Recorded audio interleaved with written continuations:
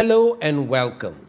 This is Palan, and you are listening to Stuck in the Middle, a podcast that looks at the psychology of uncertainty, the quiet strength of ambivalence, and the choices that shape who we are. If you are navigating life's uncertainties, those moments of doubt, change, or growth, then you are in the right place. Because sometimes life isn't black or white, it's lived in shades of gray. We believe that in the contest of ideas, we find clarity and the perspectives to move forward. Join us in this ongoing, meaningful conversation. Subscribe now and tap the bell icon.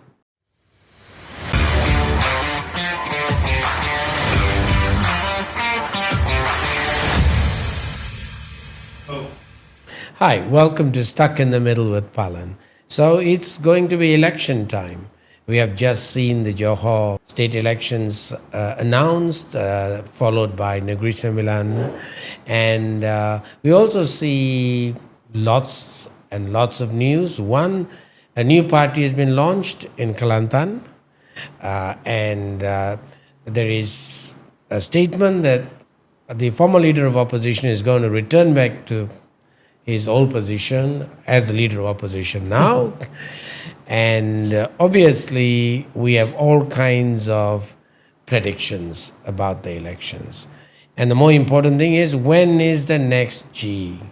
In the midst of all this, I have the opportunity of talking to two people who seem very idealistic. I'm not sure whether this will do well for the general elections, but they mean well for the country. And therefore, we are going to talk to them about the third front. Does it make a difference? Will it matter? Because whenever you talk about established parties, we found Barisan Nasional replaced after 60 years in 2018. We found that recently in Tamil Nadu, after 60 years of Dravidian rule, a young actor taking over from out of the blue. And we also saw that in 2008, I think, if Barack Obama did that in the United States. We saw that Macron do that in France in 2017, and he broke that conundrum of left and right and came in at the third front. We have seen the Green Party, not much of electoral success, but great success in formulating policy, and they have brought climate change and climate control to the forefront. So here we are going to talk to Amira, the president of MUDA, and of course, as Arutchelvan, the deputy chairperson of Party Socialist Malaysia. They don't need too much of an introduction from me because they are in the news much more than me. But I have a disclosure to make to either of them. I'm an entrepreneur, so I'm not sure whether I will be at crossroads with PSM in any way. And number two is, I'm also not sure.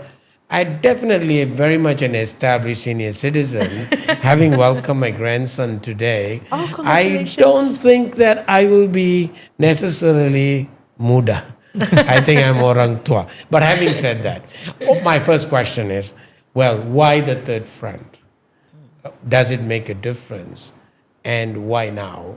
Of course, I know you've been there, but you've been aligned to one or the other. So maybe we'll go to the, sorry for my prejudice, let's go to the senior citizen. Oh, yeah, of course. I still respect the seniors. Okay. Thank you, Tan Sri, and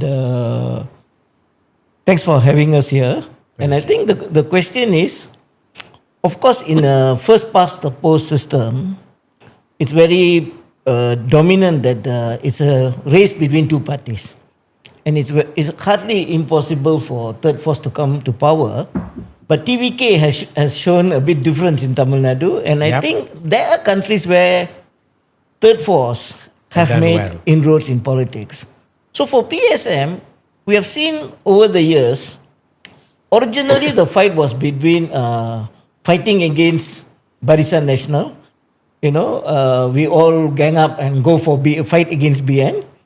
now there's not much of difference, So we find that it's currently the two party is the same system, So that's why you need a third force. It's not there's no identity crisis much between the ruling party and the opposition. Of course, there are differences, but then I think so. I think we need to bring about a different kind of politics. That's why we need the third force.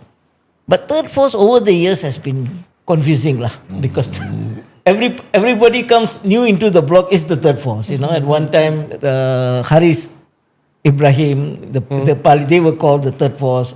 At one point, we said all those were the Undi 18 is the third force. So every time, and of course now we are fighting with BERSAMA. There's a third force. This thing keeps happening. Yeah. So my question is, electorally, I think you were started in 1998, right?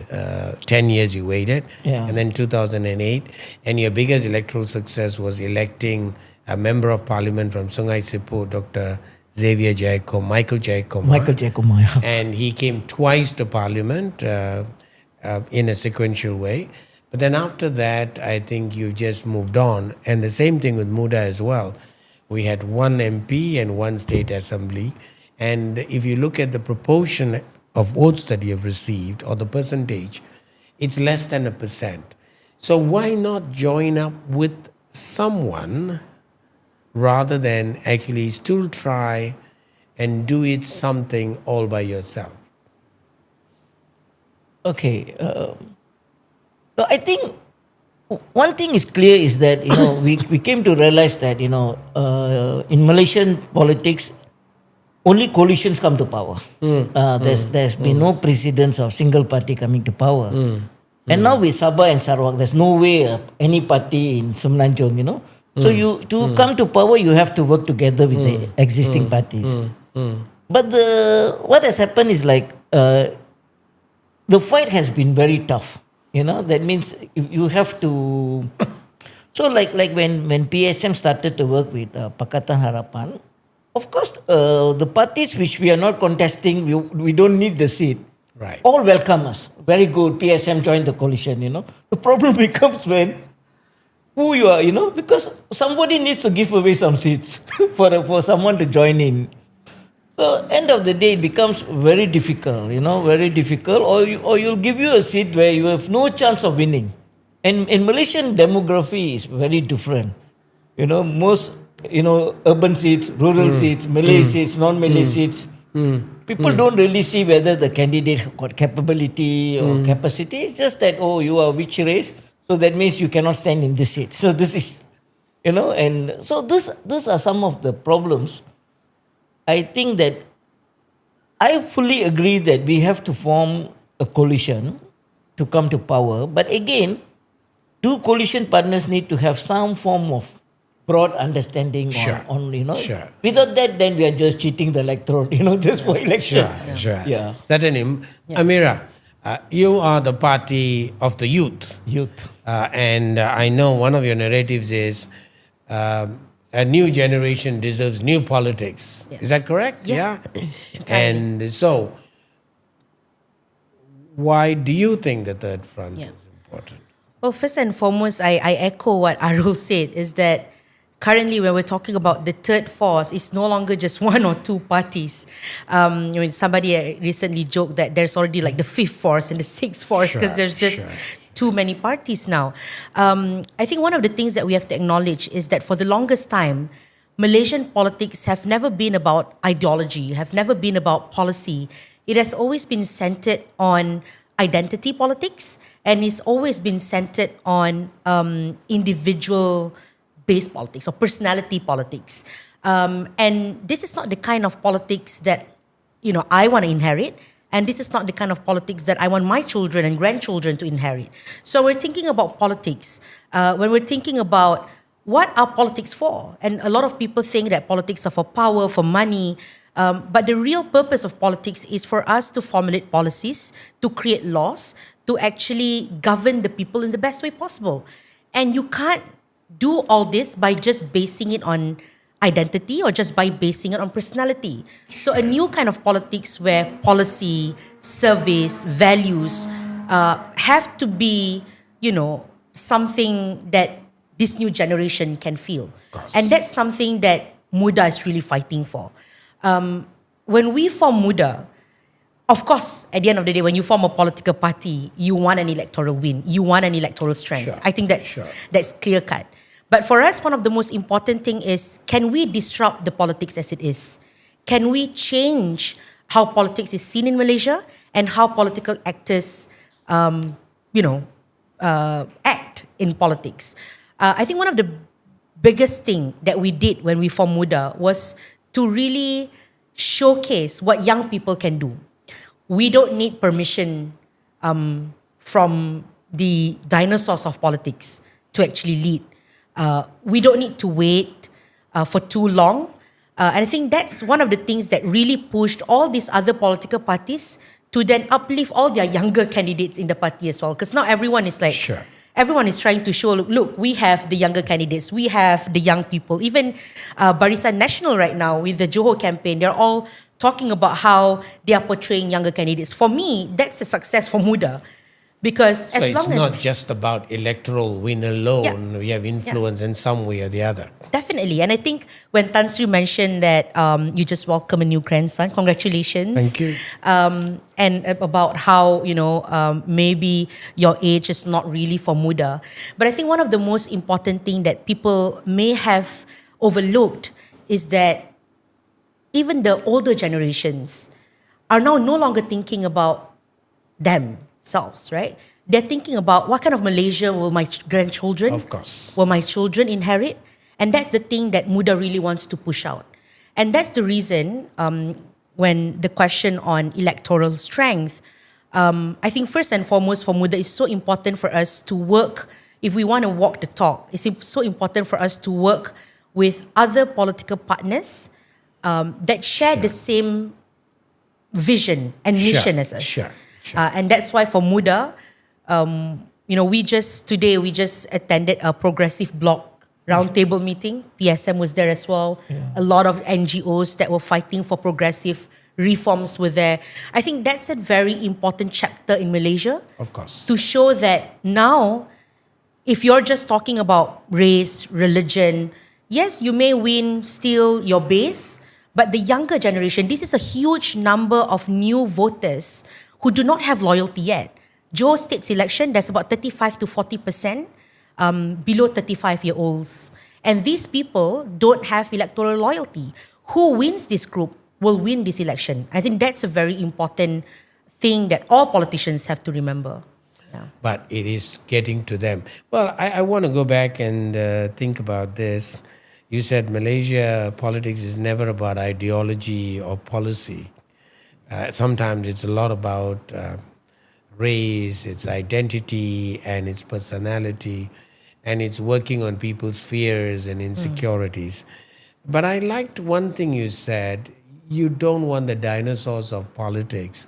So right in this room, we had Ong Kian Min and one of our professor of psychology, and I proposed the question, should politicians have a retirement age? I really wish that you did, because in that sense, we would have space out there. And people, I'm not saying you should retire at 55, but retire for Godspeed, at least at 75. So you allow other people to come in.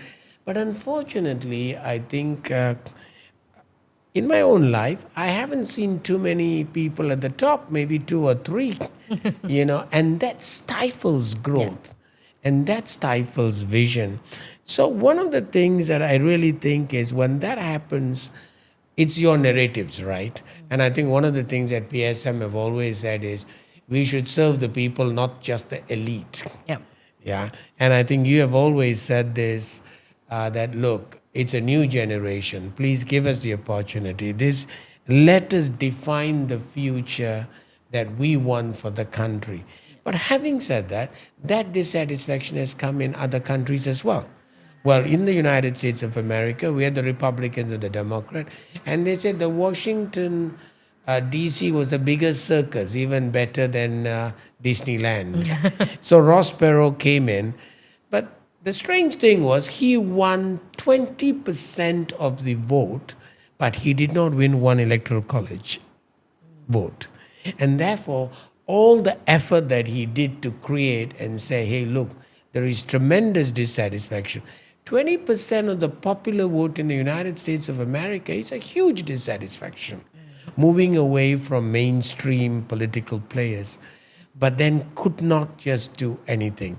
So my going back to you is now, if you go down and you say the third force or the third front, or whether it's BERSAMA or whether it's Wawasan or Warisan or whatever it is, in research in politics of disruption, we say there are three things. The protest, when you start protesting, you want reform. I think our leadership today realizes that was very much easy to protest. To get the breakthrough was tough. It took some time. But the final stage, institutionalizing the reform, was incredibly hard because many people object to it. Whatever you want to do, there are challenges. So having said that, how do you think we can move forward, try and bring about meaningful change? Of course, I understand what you're saying, the big bucket or the umbrella, which brings a lot of people with reasonably similar ideas. But how do you think, Arul, we can start on with it? At least start on the journey. I think for PSM, it's been we are a party which is slowly developing. When we first started, everyone said this party got a lot of Indians. Okay, so Indian party. Today PSM got 56% Malay membership, which really? is different. No. And then we also was people say this is an estate party or an urban poor party, So today we see that a lot of young people came. And I think that only came about because we were true to our principles all these years, Because young people, after sometimes they get fed up, and then they join us, So it was not so easy, So it's always for us the argument. Every election is always traumatizing because the question is, does the end justify the means? Does the means justify the ends? Exactly, yeah. So if you want to come to power, then people say, you have to do this. You have to join with these people, show a face, come to power first, then you try to make reform. But in that process, then people say, oh, you're not principled. What happened to your ethics? You call yourself socialist, So in PSM, our democratic process within the party is quite strong. So actually we come up with a lot of policies. Sometimes people criticize our own members. Why so much of policies? We got public transportation policies, on our views on Orang Asli, on even LGBT, everything we have discussed, everything which is problematic. We think that you just can't find the shortcut. We have to discuss about it. We have policies, The second process, of course, is going to the ground, empowering the people, and our policies always is trying to we go in a struggle in a kampung, we want to make them all become multiracial. We go to a Chinese kampung Papan. Bring the harmony from there, from the ground up. And then the kampung Papan fellas cannot look at, this is a Chinese versus Malay problem. They have to see that a lot of Malays are joining the Chinese to fight the oppression, the class oppression. Sure.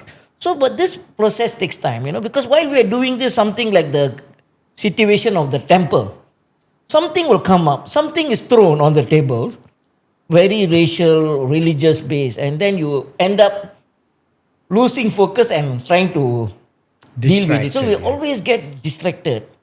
So sometimes our thing is, that's why I think one critical thing when we work with MUDA is clear that we want to build multiracial, So they don't play according to, they go to a Malay kampung, they become Malay. They go to an Indian kampung, they become Indian. So they don't do that. And similar to PSM, we don't play that game. Because of that, sometimes we are unpopular within our own circle. But sure. At least we are consistent, So we trying to build on those narratives. Whether these narratives can break the existing race-based politics, which was after new economic policy. Even before new economic policy, it was quite clear. You had the Labour Party, the Parti Rakyat, very class based. You had the other side, very colonial setup and all that. But post NEP is purely race based politics. Yeah. So how to break that? So that's Yeah. If One you- of the please Sorry, if go you don't ahead, mind, Amira. Tan Sri, if I can jump in on here, because we were talking about making meaningful changes. I think one of the things that people often forget is that every time when there's election, people think about, who is your prime minister candidate? Who is the chief minister candidate? As if meaningful change can be created by one powerful person. It can't, right? When we talk about politics, and this is the kind of politics that MUDA is trying to build, you cannot just put all your eggs in one basket and put all your hopes in just one person. Or this person, we want him to be prime minister and he can create all changes. No. Because as we've seen over and over again, if the prime minister is surrounded by people who are crooked, if the prime minister is surrounded by opportunists, even if he has a reform mindset, he will not be able to get the reforms through. It is not just about a person. It has to be a strong team. And that's why in MUDA, of course, MUDA gained popularity because of Syed Saddiq. But until today, after Syed Saddiq has stepped aside, we did not stop moving. We did not just rely on Syed Saddiq to bring MUDA forward, because we know that in MUDA, there are actually a lot of young Malaysians who believe in what MUDA is fighting for, who believe in the potential that Malaysia can achieve. And we're all going at it as a team, and not just this is our prime minister candidate and we're all just gonna tag on him. Sure. And the other part is that when you want to create meaningful change, it's not enough to have a strong government. You need to have a functional opposition. Sure. And I think that's the problem that we have I'm right not now. sure Singapore would agree to that. well, They remove the leader of opposition. they have becoming a stronger and a stronger position now as well. But in Malaysia, for example, if you look at based on BERSAMA report card, the prime minister that managed to do the most reform is surprisingly Ismail Sabri. Yeah. And why? Because he has a very strong opposition who always check and balance the work that he's doing. Was that the BERSAMA report? And that was the BERSAMA report. In comparison to Anwar Ibrahim, who received an F from BERSAMA, although he was the reformist, but when you are working with people who do not have reform mindset, because he's working with Barisan Nasional, and couple it with an opposition who also do not have reform mindset. Oh, I don't think the Barisan is going to like you for that. You've got to call a spade a spade. Yeah. Right. It is interesting. It's about issues. I think when you talked about it and when Aru talked about it, it's issues at the kampung level. So health is an issue. So if let's say the clinic kesihatan doesn't work, it's a serious issue. Yeah. Or let's say if the quality of education drops, it's a serious issue, Yeah. and these are issues. And that's why one of those community organizers in the United States of America called Saul Alinsky in Chicago, you always say, mobilize the frustration first. So when you mobilize the frustration, then you are able to empower people, bring people, organize people together to talk for themselves. And the second thing that I think it was interesting that you talked about it is, you said class. But unfortunately, I've always thought that in Malaysia, we forget the class. It's a serious problem, because if you look at the B40, because I'm in a university, and I know the number of students who have this tremendous aspiration, but just can't find the access to education. Not that the government doesn't spend enough money, maybe education is the biggest budget, but somehow we are not meeting the aspirations of the future youth of this country or the future citizens of this country. And this is something that I remember what President J.F. Kennedy said many years ago, going back to class. If we cannot save the many who are poor, I doubt we can save the few who are rich. And so I think we have to identify the issues. But having said this, you have the Johor elections come. So I'm sure you are in the state assembly, right? And you have one more year to go. Well, we are supposed to, the dissolution is supposed to happen, end of term is April 2027. Okay, so it's about a year away. So there's again this issue. I think Aru talked about it a little bit earlier. First past the post. Some countries have the proportionate system. Some countries leave it to the leader of the government to call at the right time. But some countries have fixed election schedules, like the United States is every 4 years. Now, well, whether we like it or not, the Johor test is there. And so going to MUDA, so do you want to win or you want to change the national conversation? What is the goal of MUDA? I mean, we've decided to enter Johor state election with a very clear mindset. Definitely, we want to defend Puteri Wangsa and we want to increase our electoral strength in Johor. That Right. means we aim to win in the seats that we are contesting. Right. But again, that is the goal. But at the same time, one of the most important thing is obviously bringing issues to the forefront of the discussion. Currently, what we're saying is just political parties attacking one another. Not many people are actually talking about real issues. And so I've had several series of press conference as the Don Johor has dissolved. And in all of these press conferences, we talked about issues that Johorians faced. Issues like how the young people in Johor do not have dignified wage in Johor itself. And so brain drain in Johor is a real thing. issue, right? People are either going to Kuala Lumpur or the easiest and the closest is Singapore. I have a lot of family members who are actually working in Singapore because, you know, even if they work in McDonald's, for example, it still pays more than if they are working as an executive in Johor. And so that's a real issue for a state that is very close to a developed country like Singapore, brain drain. Number two, issue of climate change. I just want to interrupt on the brain Yeah. drain. Just moving away for a moment from the Johor conversation or the national conversation. 5,000 doctors were given, offered contracts. Only 500 accepted. 4,500 go away. Yeah. And most of the nurses, physiotherapists, doctors, they go to Singapore. So I always wonder, we invest Yeah. a whole load of money, but then Singapore is able to attract them. Yeah. So I wonder whether that, I'm sure that's going to be a serious problem for someone in Johor. Yeah. I mean, while we're in the topic of health, I raised this in the state's election, in the state's assembly recently about the health budget cut. I think that's a terrible move for our health industry. Because as it is right now, we have, you know, the ratio from doctors to patient in Malaysia is abysmal. We don't have enough hospital beds.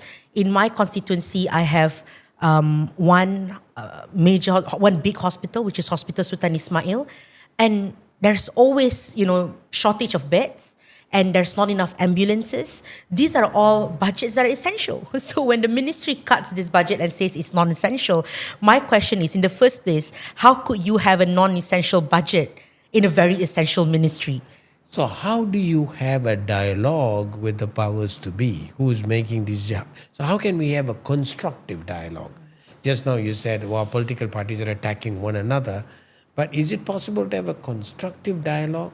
Can we educate our political players to a certain level where we can actually sit down and talk and debate?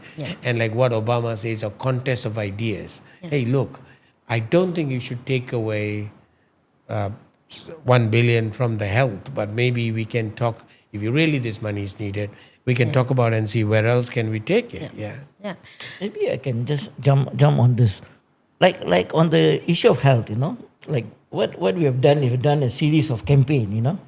One of the most successful campaign was PJ, because we were asking for PJ hospitals, which is surrounded by so many, and the university hospital have increased fee by 150%, and there's no public hospitals. So initially the MB tweeted, he says, this is how socialists talk. There's no land, you know. And then he got whacked, everybody whacked. Suddenly they could find land. within 3 days. And similarly, same like how doctors are moving to Singapore. In Perak, they opened a private hospital, and all the government trained doctors and nurses are going there. So we know that 70% of specialists are in the private sector, 70% patients are in the government sector. Because of compensation and Correct. So we are telling, have a moratorium on private hospitals Yes. for a period of time, and then increase the or have a bond on Yeah. the medical doctors. Yeah. and also increase the budget. We are asking from 2% to increase it to 5%. Currently, Malaysian allocation GDP for health is less than Thailand and other countries. And here you have GLCs, Malaysia GLCs like Petronas, KPJ, all of them running Subang. They are all running private hospitals. Hospitals. Yeah. Yeah. Not government I hospital. know. Yeah. It's also important to just as a matter as a point.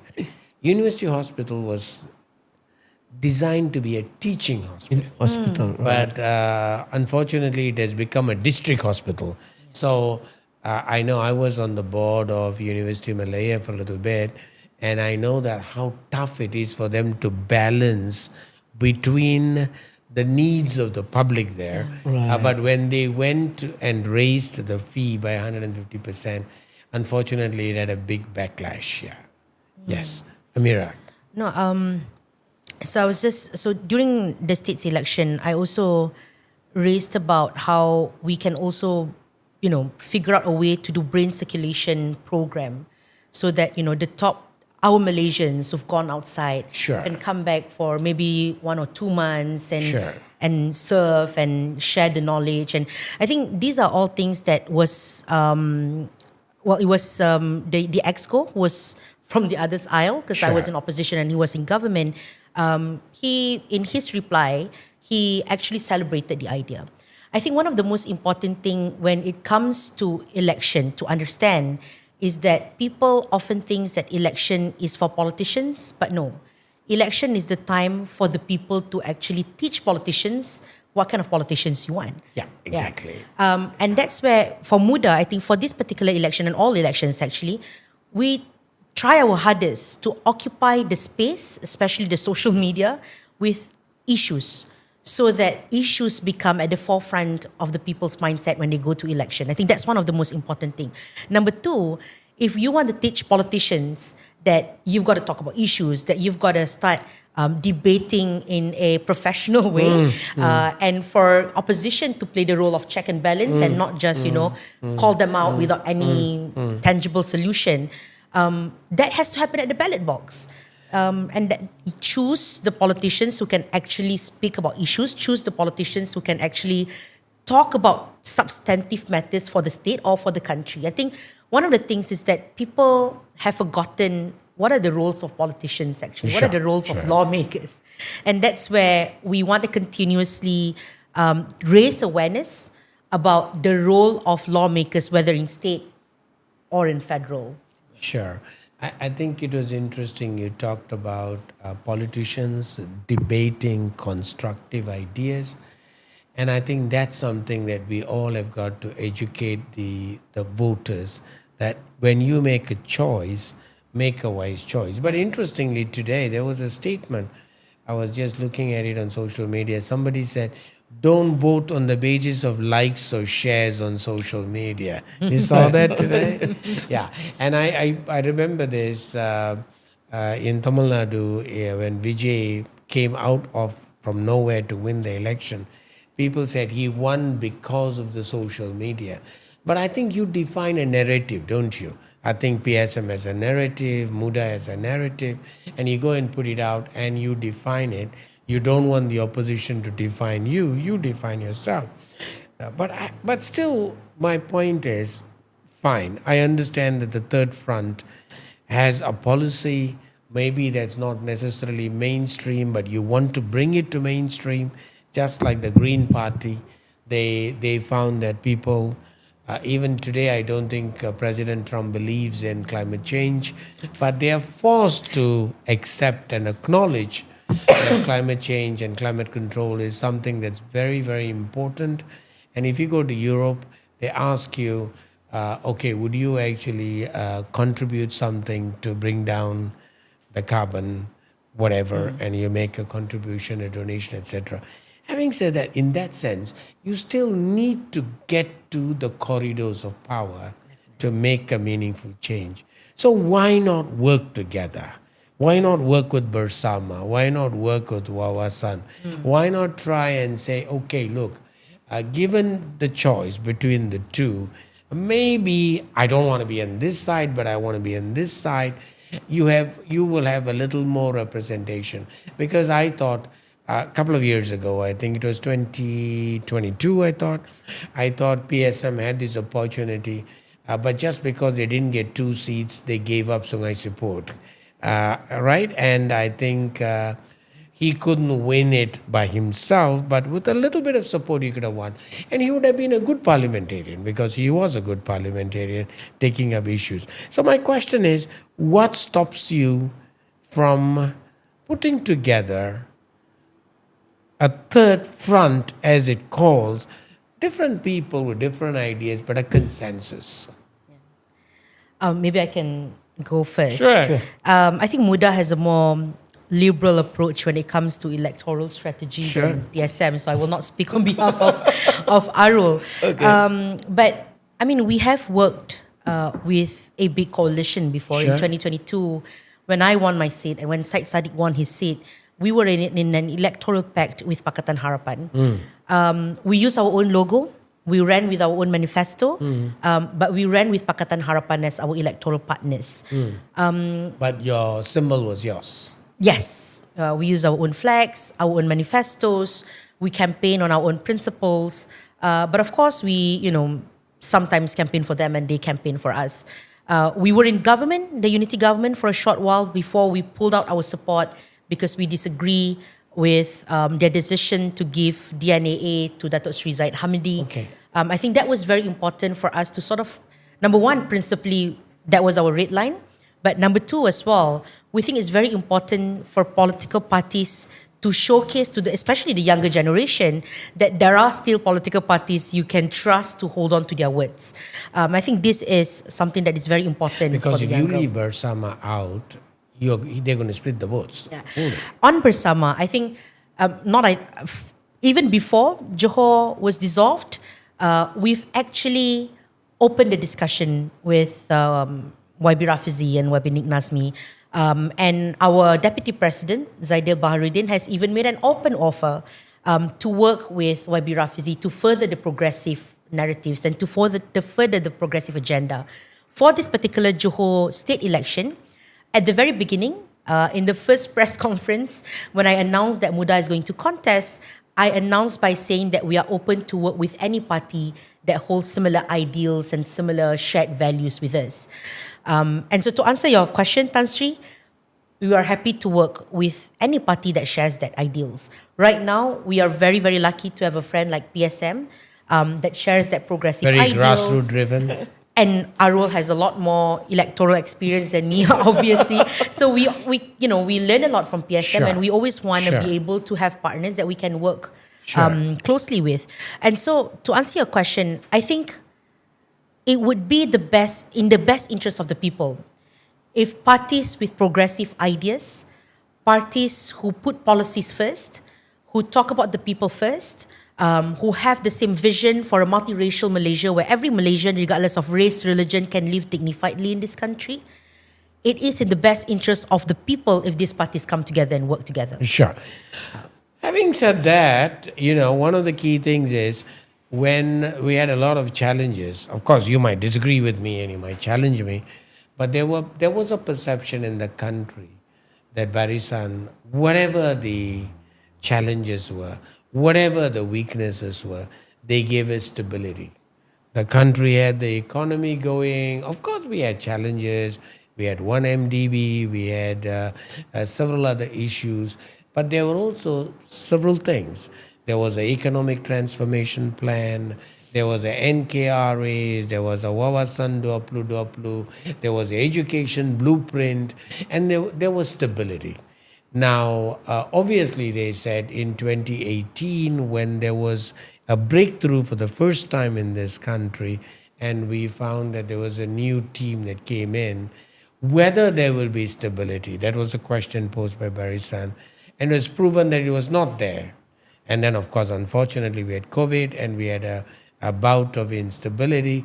And then now in 2022, I think, we had the new government come in. And the question again, when you are going to put up your narrative, they're going to ask you and he say, well, mudah, tapi you tidak ada experience, macam mana? And I think that's what President Reagan and his, I think it was, I can't remember the guy who contested against him.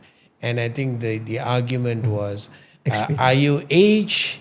You're old? And then the guy said, well, I will not talk about experience. You are young. So people are going to come and say, oh, Amira, what will you do if you are the MB? You don't have experience. You have never been for more than one term in the State Assembly.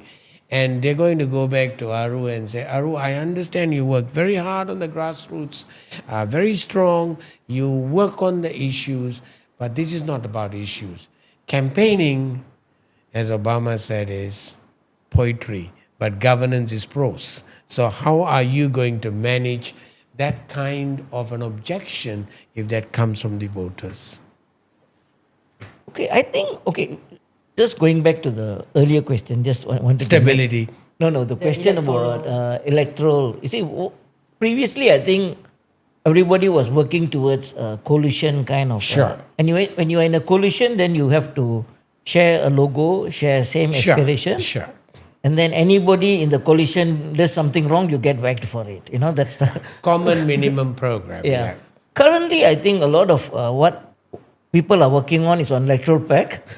You don't, I use my own logo, you know, we work on a pact and then you don't disturb me, I don't disturb you. And then we would like, so I think this is where, you see, PSM over the years, we see a lot of people get frustrated over politics. Because every time, you know, when Mahathir's first term, people were so frustrated in Mahathir, then suddenly Mahathir became the champion of the people again. And then everybody said he's great, you know. Then they cursed him after that. Sherrington moved, one group cursed him. And then they brought Anwar into the picture. And now in less than one term, people are so fed up with Anwar.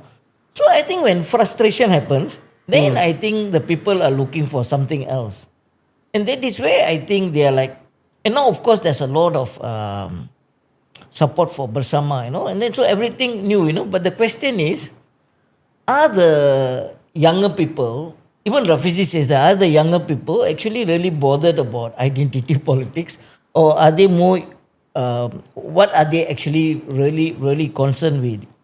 Because I think we can't go back to the old political line, you know, because then you will end up just every election, you plot how to destabilize the government. What are the issues, you know? Sure. And I think Malaysia is the only country where every morning there's some political issue happening. Yes. You know, like we know that every time when election comes, the Rohingya issues comes up. So every time they have like a timetable when certain issues should come out, when it should come up. Yeah. So I think in that sense is how to come out with like what Amira said earlier about some policies. Like for us, when we talk about climate change, most people will tell, hey, for Malaysian, climate change not important lah.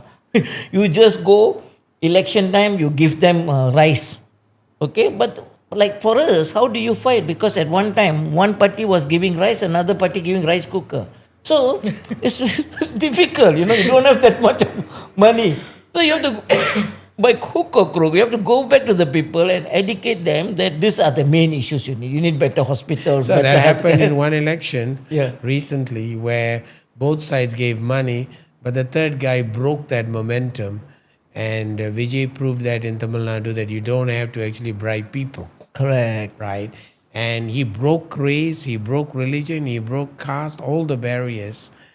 And for the first time, you find that 8 untouchables are ministers in his cabinet. Yeah. So we hope that same feeling Happens. Yeah, very good. Echoed. Whether we could break, because I think how politics have been happening, people are getting more and more fed up. Sure. And I think on the question of BERSAMA, I think actually no issue. I think BERSAMA broke away with Anwar, came on. And then, of course, people are already very fed up. They want an alternative. Okay? And so in that case, actually, Rafizi has already said clearly that he doesn't want to form coalition with other parties. Okay? So he has already put a line there, So for us, end of the day is, how do you define your political enemy? Sometimes, Aru, the lines are invisible. Right. Yeah, and it just requires a little bit of persuasion. Yeah, obviously you know better, but Amira. Yeah, on the question of experience, number one, experience has to start somewhere. Everyone has their first rodeo at being a prime minister, has their first rodeo at being a minister. And I think one thing that people often forget is that when you talk about running the government, politicians, yes, we are the ones at the forefront. Prime Minister is the one who calls a lot of shots, but Prime Minister doesn't make his decision alone. There's all of the Prime Ministers has expert economic advisors, Of course. has expert health advisors. There's a great civil service. Yeah. And definitely, politicians stand on the shoulders of civil servants. Of course. I think at the end of the day, they have to remember that this country is actually run by the civil servants. Sure. Right? And as politicians, we come with our ideas, we come with our policies, and these ideas and policies are translated into action by the civil servants, right? And at the end of the day, all these things matter a lot when it comes to governance. So yes, experience is important, but what's more important than that is also to acknowledge that it's not just the experience of politicians alone, Sure, but the experience of the people that we are actually having to partner and work with. Sure. I think one of the things that I have to put out there as well, I come from a B40 family. My mother was a single mother who raised 4 kids. I was raised in a slum area, in a kampung Setinggan. I had no political experience at all. I have no politicians in my family. What I have is a vision and a hope for a better Malaysia and an anger against a system that has always been unjust towards the people it has promised to protect. And with that hope and with amazing people I'm working with, I'm the current president of MUDA.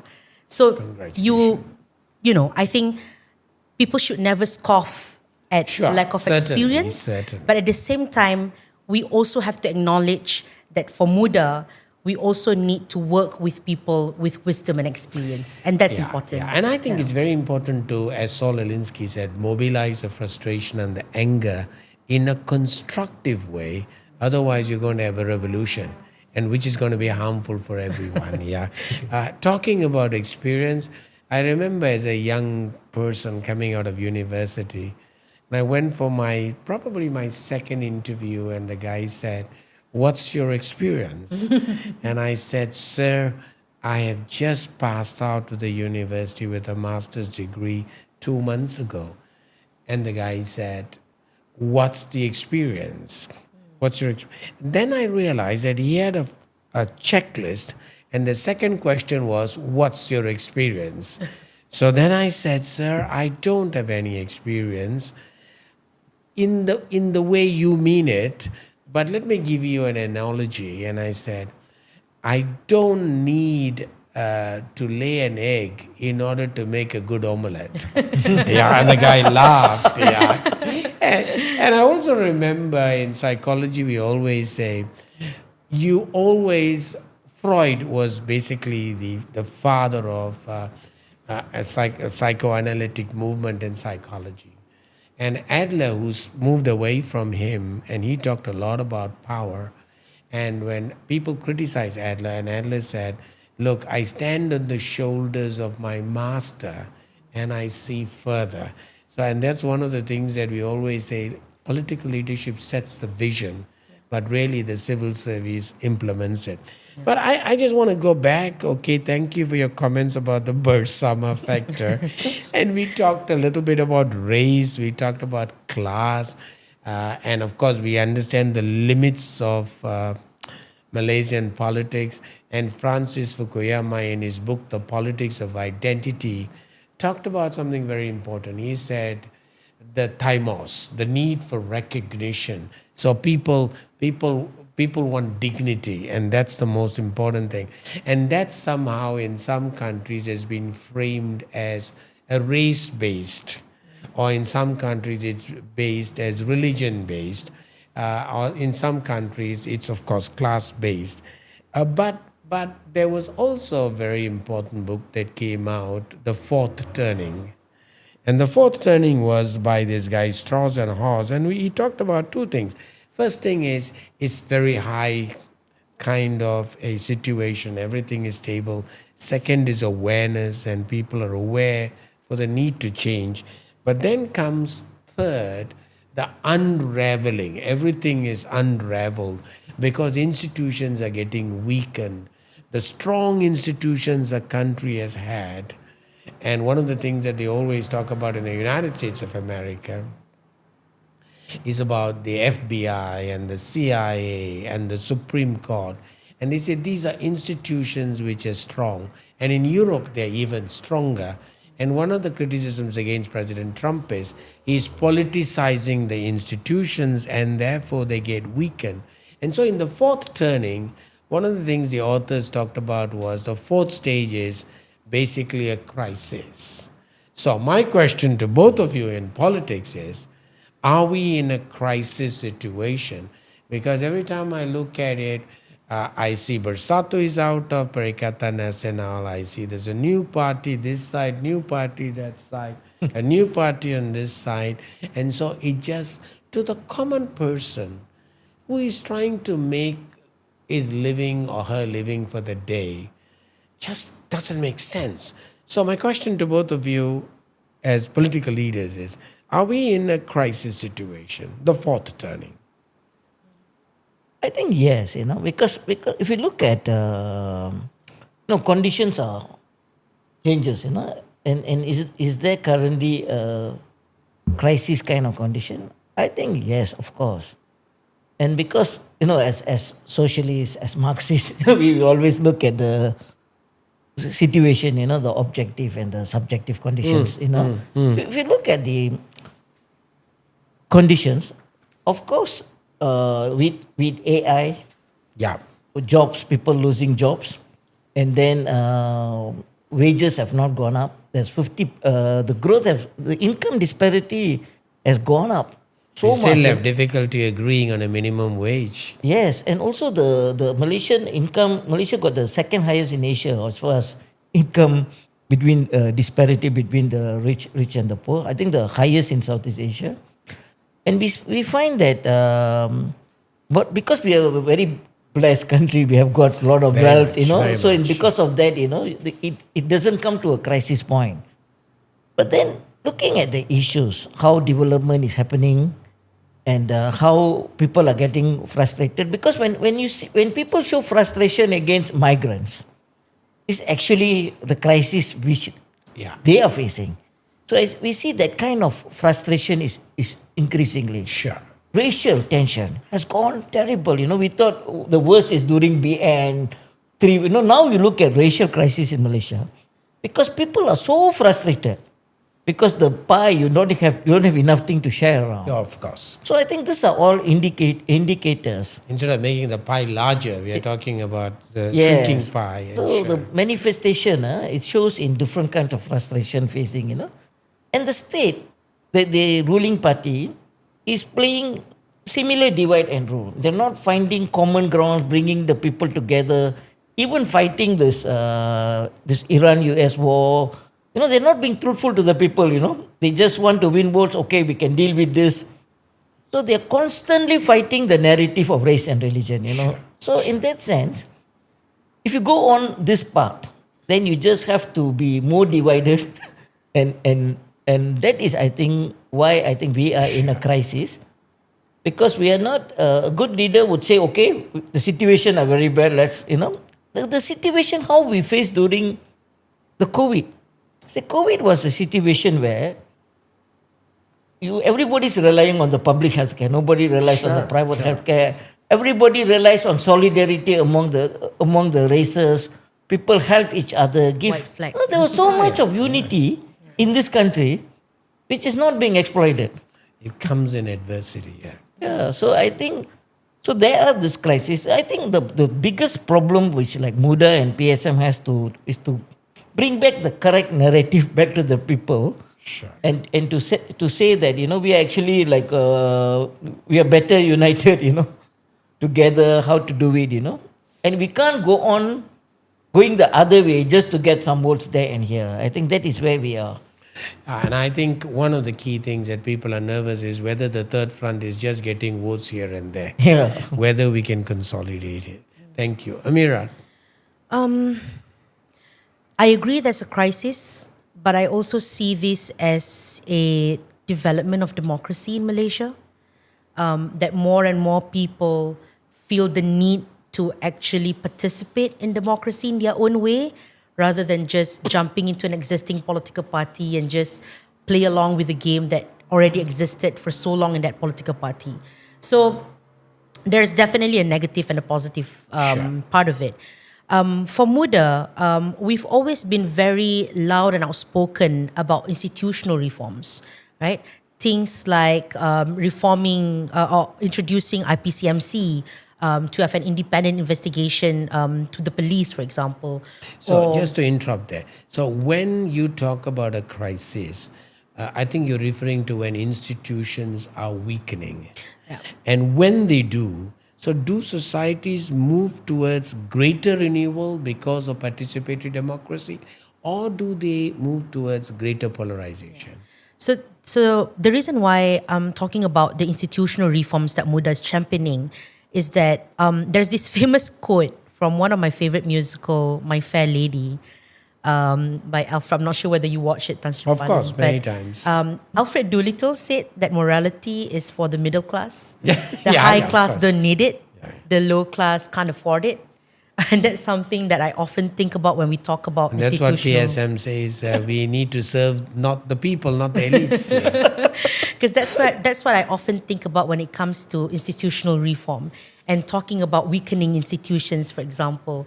The only people who really think about institutional reforms are the ones in the middle class, right? Sure. The people who are from the lower income groups, they don't think about institutional reforms. They think about bread and butter. They think about whether they can have a roof over their head. And so all this kind of crisis that is happening politically in Malaysia, actually they don't even know about it. The guy, the lower, the B40 is trying to make a living every single day. Yeah. I mean, I shared with you that I come from an underprivileged family. I asked my family members the other day when BERSAMA was formed, do they know about it? They don't. They don't know.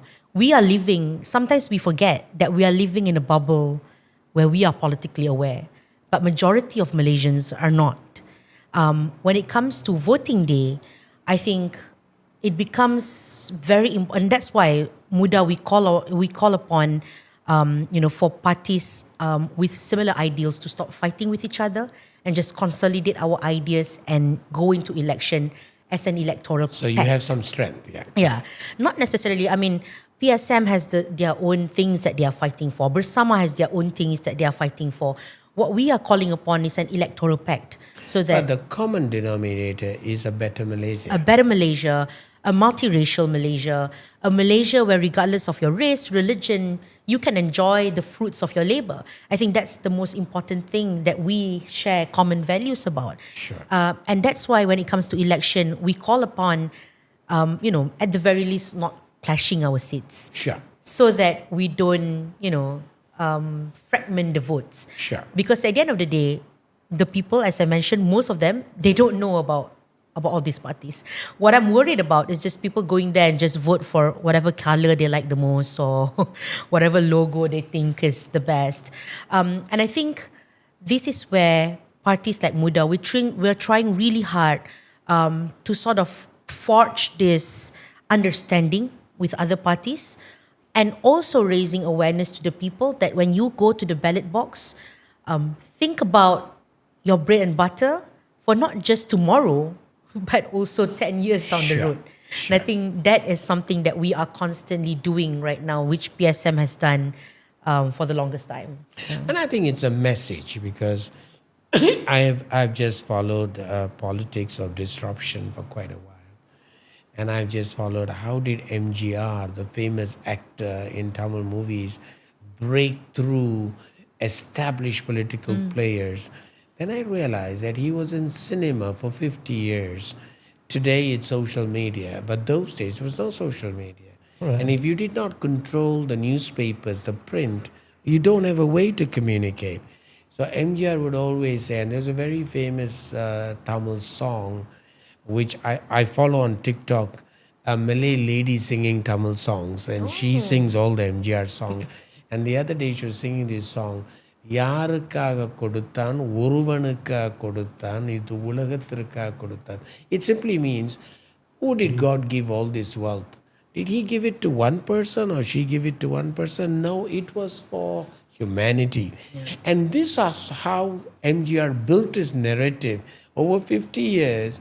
And so people saw him as someone who is going to come and save my day-to-day living. Yeah, help me live better. Yeah. I also wanted to bring this last point together. Political integrity and political practicality.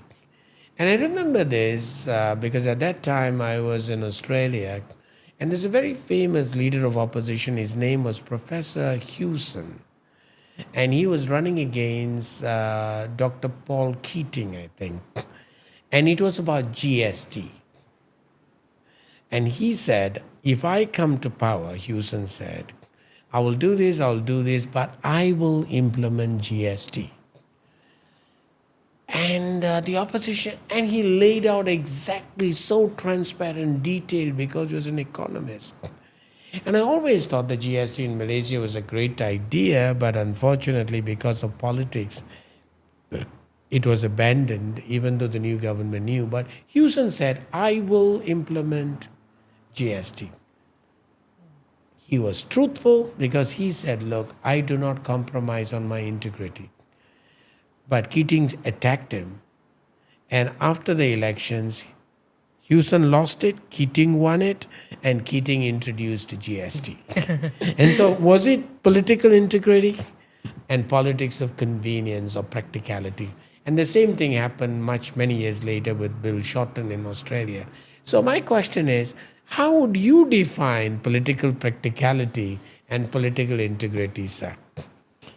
No, very, very interesting you spoke about MGR earlier because for the Indians they were talking, Anwar is the MGR because he did this MGR dance with the song. Yeah, many years ago. And then now, Anwar is going to meet Vijay, the new, in September. And is going to invite him to Malaysia because I think he wants to capture the Indian support. Now he can't use MGR, he's trying Vijay. But most of the Indian community they are now, this time they know what's coming. They're all telling, don't play this MGR thing again to us.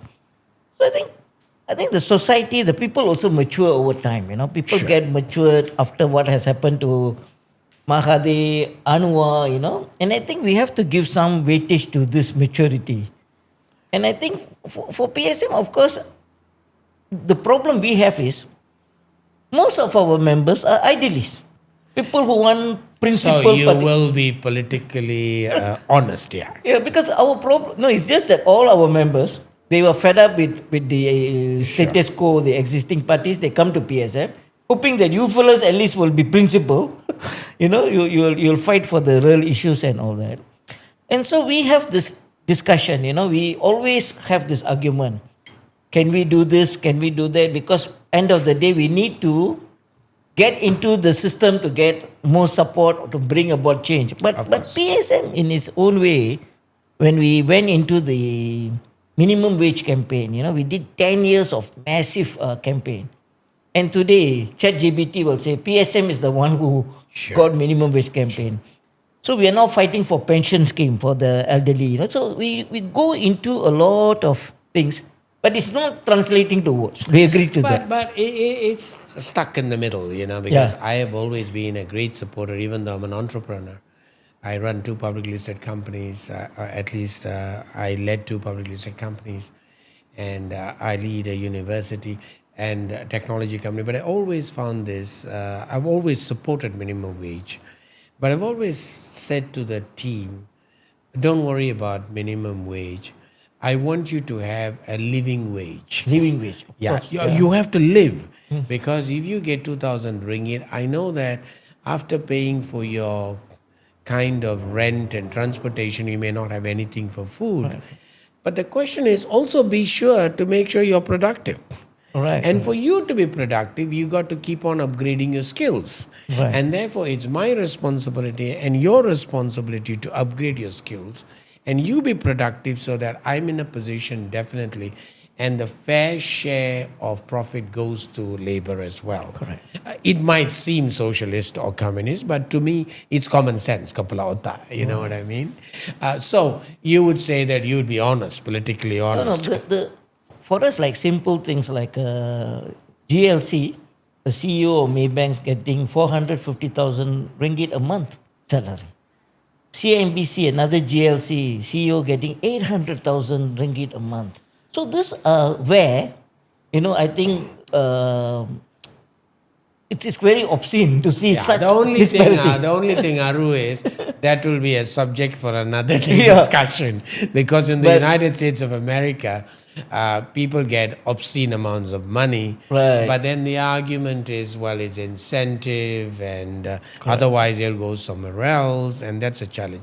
But yeah, a point well taken. Amira. Yeah. For MUDA, we most importantly is that electoral strategy is one thing. When it comes to election, if you want to have electoral strength, you've got to figure out where's the best place to run. You've got to figure out who are the best people you can partner with. But at the end of the day, after all this electoral strategy has been made up, after everything is being taken, being thought of, at the end of the day, MUDA is still MUDA. So even when we ran with Pakatan Harapan, we use our own logo. We carry our own manifesto. We talk about the things that we want to fight for. And then coming to 6 states election where we ran on ourselves, although we lost deposit, we managed to gain 5% popular vote. And that's a lot for a small new party without, blatching ourselves to any other big parties, to show that even when we run on our own, talking about our own manifesto, championing our own principles, we're working with PSM. PSM run on their own logo at that point of time. We can gain, our own electoral base. At the end of the day, for MUDA, when we're talking about political practicality, it has to go hand in hand with political integrity. If you drop one, you'll never be able to survive in politics, right? Actually, if you drop political integrity, we've seen a lot of people survive. But, but that's not what MUDA is. I think once MUDA drop political integrity, that's not MUDA anymore. And that's what really matters to us. We can have political practicality, but we can never forget political integrity. We have to champion political integrity, but for us to have electoral power, we have to carry political practicality. I think that's something that MUDA really believes in. And that's a hard truth. Yeah. The hard truth is, if you want the third front or the third force parties to be taken seriously, then I think you need to bring all of this together. And Jim Collins, in his book, How Do You Build Great Corporations, talked about this. It's not this or that, but this and that. He said, let's walk away from the tyranny of or and let's embrace and. Yeah. So I think that's the hard truth, because the fact is you will have limited machinery, you'll have limited funding, you'll have limited resources as you grow. And I think sometimes in politics they talk about, I'm here for the long haul.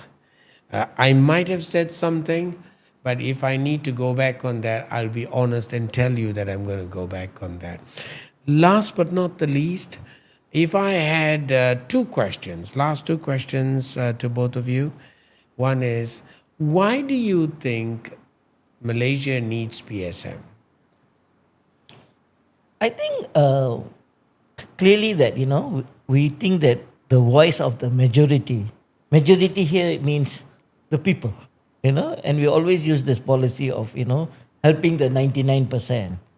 And if you look at the policies which PSM talks, like public healthcare, we're the only party, I think, putting forward public healthcare, public transportation, talking about climate change. These are actually very progressive policies. A lot of media always tell us that PSM, for the amount of vote you get, the amount of coverage you get is a lot. Because you talk something different. Your visibility is very high. Because you talk things which are different, You talk about pension scheme and nobody talks about pension schemes. So now we are talking about Rakan KKM, we are talking about things which are very relevant, So I always ask people, do you want better healthcare? They say yes. You want better housing? Yes. Public transportation? Yes. I say, you must be a socialist. Sure. I think similarly, MUDA, I think for the number of votes they get, they get tremendous visibility. So why do you think Malaysia needs MUDA? Yeah. Well, it goes without saying that young people are the driving factor of this nation, right? You always ask young people to work to increase the productivity. Young people are the ones who have to put in their labor to get the country forward. But why are the young people being left out when it comes to decision making? Why are the voices of young people being squandered in a block of the youth wings when it comes to political parties? And the highest that a young person can rise in a political party is as the chief of the youth wing. And even then, you're already 50 years old, right? And these are the things that MUDA wants to disrupt in politics. Malaysia needs a political party filled with young, idealistic, progressive, hardworking Malaysians, regardless of race, religion, regardless of our class background, regardless of our education background, who are willing to put our neck out there, sacrificing and sort of putting our whole career on the balance to disrupt politics as it is. When MUDA was founded, we got rid of youth wing, we got rid of women wings, right? We challenged how leadership could look like. We challenge the idea that parties have to have warlords in order for you to function. And all these things prove to other political parties, especially the younger ones in these political parties, hey, look, if MUDA can do it, you've got to pressure your leaders to implement this in your parties as well. So that one day, when we talk about politics, it's no longer about race, religion, it's about who carries the best policies. For me, a success for MUDA is not just winning election. Even if we got to become government one day, I don't carry that as a success yet. I think a success for MUDA is when we're able to change how politics is like in Malaysia as a whole. Wish you well. We are very proud that you have a woman president. Not because you're a woman, but because of what you are and the journey from where you've come from a B40 family. And I think it's important for us to engage in constructive dialogue. And I'm one of those who believe that if what President Kennedy said, if the government cannot save the many who are poor, it cannot save the few who are rich. And I think we should have representation in every institution, whether it's a GLC board or whether it's a NGO or it's a government agency. We should have representation not just from government, but also from opposition, so that we can have a constructive dialogue irrespective of what the final outcome is. We are all going to engage very hard, and that's the hard truth. We want to go and play the game as best as we can and get the people to make the final decision. Last, sir, 3 words to describe PSM, sir. I think we bring class politics, one. I think progressive politics. And I think this two, and also our the kind of economic ideas we have is something which will be shared among the many, not the few. Yeah. Thank you. 3 words. Policy, service, value. Policy, service, values. Well, thank you. It has been a long conversation, but I certainly enjoyed having this conversation at such close quarters with both of you. And we wish you well in the upcoming elections. And good luck and God bless our beautiful, blessed country. Thank you so much, Terima Tan kasih. Sri. Thank you. Stuck in the middle. Subscribe now and tap the bell icon.